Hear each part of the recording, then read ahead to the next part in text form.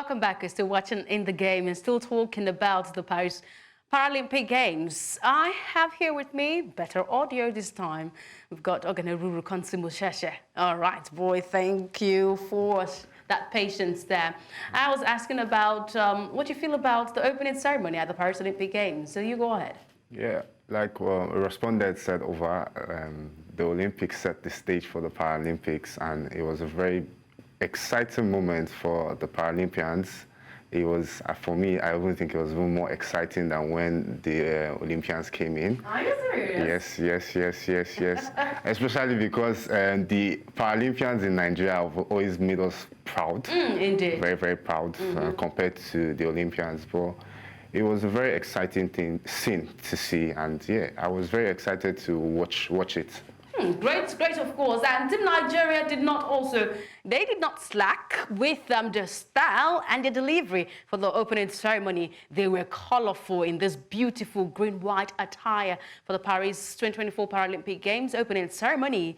Now, of course, it officially went on the way yesterday. Athletes across the globe celebrated through the delegations parade on that Palace de la Concorde. So Nigeria will feature in 4 events consisting of the para-athletics, para-badminton, para-powerlifting, and para-table tennis.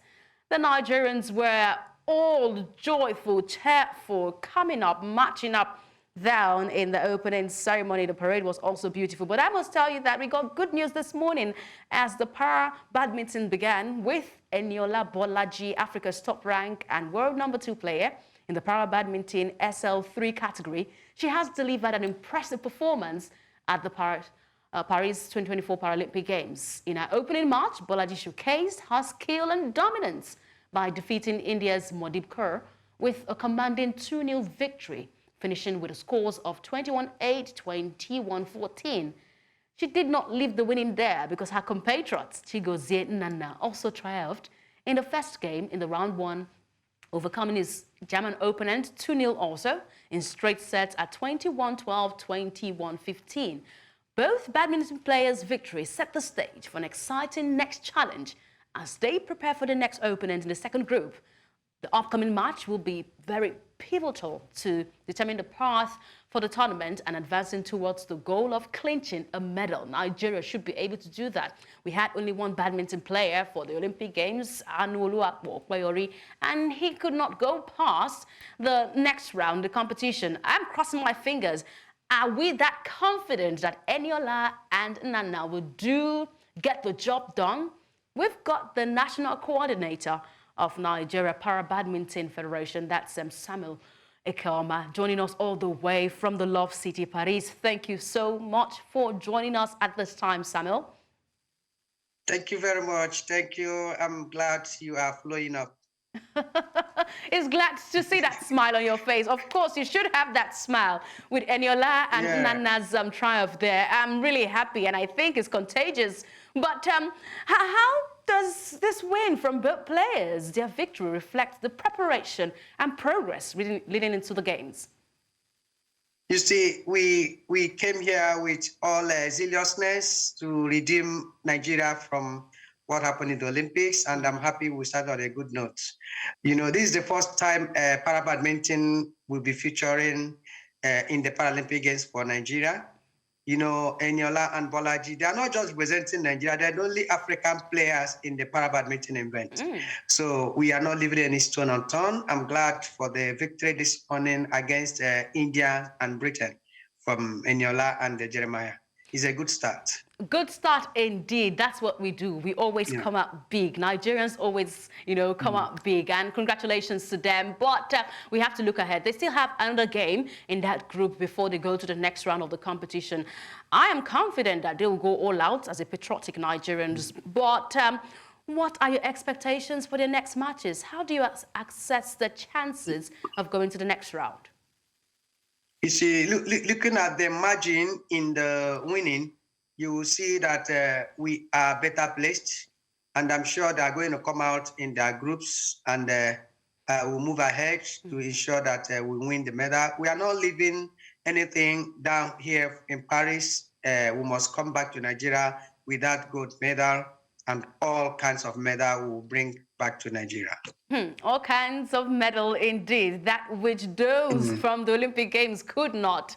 I'm so inquisitive to know this right now because Nigeria Para-Badminton team, I'm hoping that they're giving the support to these athletes, enough support that they need, because athletes do not only need the training, they need that mental support, that motivational talks from their team.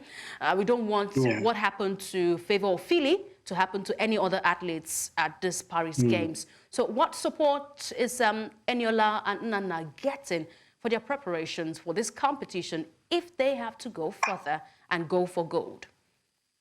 You see, they have received the assurance of the Honorable Minister for Sports and the Director of Para Federation at the Federal Ministry and the President of Paralympic Committee of Nigeria and that of the BFN. This morning, we also brought the presence of the Badminton Commission of Africa. We all were there to cheer them up, and Africans, we are hopeful that our presence will encourage them to do more. In terms of support, you are aware that Eniola has been in Spain for over 3 months now, preparing for this tournament. He flew from Spain to Paris. So Jeremiah was also there at the national camp after a training competition in Uganda. So I'm sure we are going to make it through the next round and at the finals. Of course, indeed, with also the motivation, financial motivation coming from the Minister of Sport Development, announcing that increase in prize money for medal winners from the Paralympic Games. Yes, I know that we want to go for gold. I know for sure that we want to make sure there is ability indeed in disability. But Samuel, how confident are you that these Paralympians will wipe up that shame that was inflicted on Nigeria by the Olympic team? Aware that Eniola have defeated the world #1 twice in different tournaments, though he lost to her at the World Championship. So we are confident that Eniola is going to repeat the feat again at this peak of her playing career, bringing the gold medal back to Nigeria. So we are confident, and looking at the margin that she has given to the first player from India, it was 21-5, 21-8, meaning that she has a lot of ability to conquer the whole world this time around. What's your reaction to that increase in prize money for medal winners by the Minister of Sport? Yeah, it is a very much encouragement and a booster, even considering the situation we are in Nigeria. So we are hoping that this minister's pronouncement will encourage them to go further and also do more than they have planned to do, because it's not easy for a player or anybody in Nigeria to get that kind of money, you know. So having that kind of money is a great empowerment and opportunity to live a better life, even here in Nigeria. Do you think it is coming at a good time? Is it coming at the right time? An increase? Yes.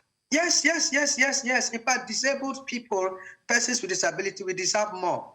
You know, we had expected that because the minister understands the plight of persons with disability, and I praise him for that, because a disabled person will take a taxi to the stadium, but an able person will take a walk, and all these things has to do with money. A disabled person going on a wheelchair needs to hire someone that will carry his wheelchair, pay for his wheelchair, pay for his helper. So we need much more support, more than the able-bodied persons, you know. So minister have come up to tell us that he understands what we are going through, and having sacrificed to represent Nigeria, there is a lot of more gain to be a Nigerian and also playing for Nigeria. So kudos to the Honorable Minister for that understanding. You just brought the wheelchair to the fore. I saw the opening ceremony. I saw other teams. They have automated wheelchairs. Even South Africa, if you want to talk about African teams who don't have the automated wheelchair, South Africa had some athletes who had that automated one, but Nigeria in the opening ceremony, I felt a bit indifferent. I felt indifferent about how we struggled with the wheels and the obsolete wheelchairs that we paraded in the opening ceremony. What's your reaction to this backlash coming on social media about none of the Nigerian athletes having at least one automated wheelchair? You see, not having automated wheelchair does not mean that federal ministry is not interested in uplifting the welfare or the possible operational movement for persons with disability. But every country has their own way of doing things. You could remember that in London 2012, the Ministry of Sports bought a complete set of wheelchairs for all the para players. So I'm believing that the minister and the honorable ministry will do more. What they are waiting for is for us to win first. I know he has a lot of package for us while coming back. So what you see there might be just a minor of what the ministry and the Nigerians going to do for our players. All right, we are hoping that this indeed is enough to spur you to that big triumph in Paris. We've been speaking to the national coordinator, Para-Badminton in Nigeria, Samuel Ekama. I know you're indeed enjoying Paris. Give us an overview. I'm not there, but I need to test what Paris is looking like right now. What's the overview in a few seconds? You see, Paris is a very nice place. They are very hospitable and friendly. So we've been having a good time, you know, moving around. Everybody is free to move around, see things around. So it's a nice place. The weather is okay. So we are enjoying Paris. We are just like feeling at home, you know, so that's no problem. It's okay. One day we'll be in Paris. All right, great commendation coming for that organizers of the Paris Paralympic Games. Thank you so much for your thoughts on the show today. We would keep a tab, especially as the games unfold for the two athletes being paraded by Nigeria. Thank you. Watch us again tomorrow. They are playing tomorrow again from 8 o'clock and 11:50. I hope you guys will be there to see them win another match. Of course, yes, we'll keep a much. tab on that. Thank you so very much. Have a lovely day.